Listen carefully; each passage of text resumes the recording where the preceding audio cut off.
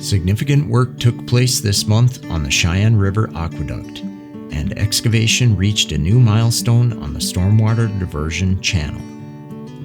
I'm Tom Fuchs, Senior Construction Manager with the Metro Flood Diversion Authority, with those and other updates.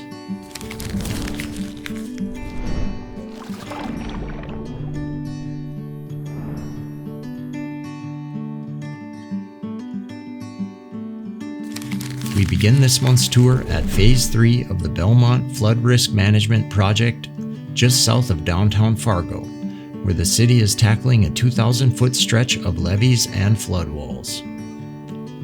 Concrete work is underway for one of two flood wall segments included in Phase 3 of the Belmont project, which makes up a portion of the remaining in-town work that's essential to the overall flood protection design of the FM Area Diversion.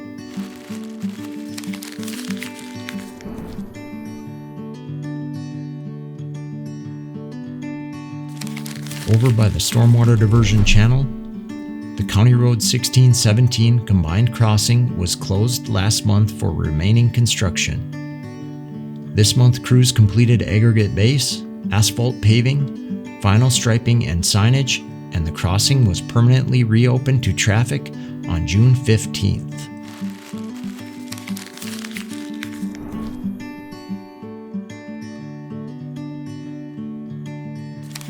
Meanwhile, County Road 81 north and west of Harwood, North Dakota, was also closed this month to complete remaining work. With traffic detoured nearby to I-29, crews are completing aggregate base and asphalt paving where the BNSF Hillsboro Shoofly and County Road 81 bypass lanes once were. Also, with the bypass and Shoofly alignments removed, work has resumed constructing a short stretch of the levee line of protection just east of the crossing. County Road 81 is expected to permanently reopen to traffic by month's end.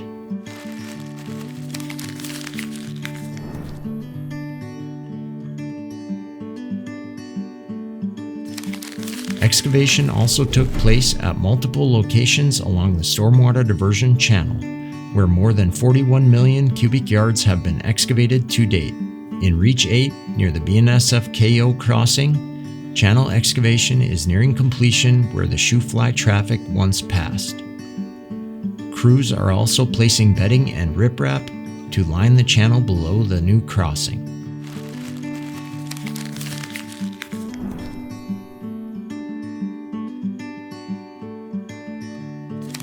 Significant work on the Cheyenne River Aqueduct took place this month as well.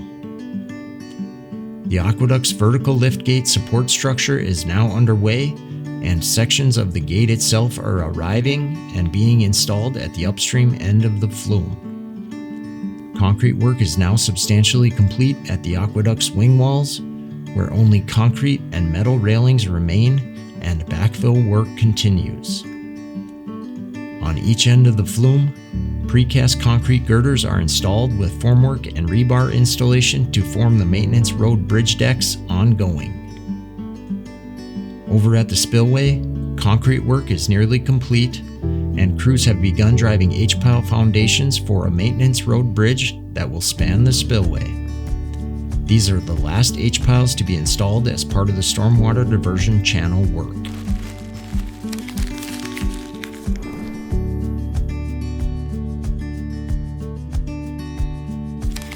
Next, we shift to the Authority Administration Building, which will permanently house the Metro Flood Diversion Authority.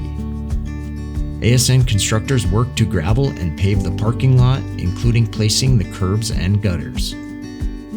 Other work wrapping up on the building's exterior included installing brick veneer, metal panel siding, and windows.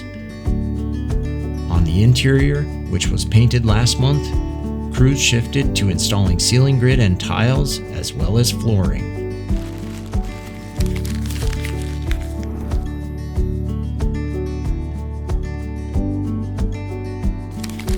Nearby, federal work continues at Reach 2B of the southern embankment, where we can see that permanent seating and installation of turf reinforcement mat are ongoing.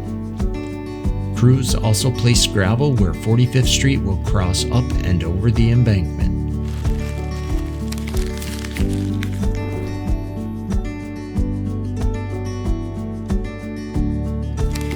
Over at Reach 1B, work resumed excavating the remaining impervious fill and building the embankment extending from the diversion inlet structure to Reach 1A of the 22-mile-long southern embankment. Work continues 24/7 at work sites across the project footprint. Additional updates can be seen on social media.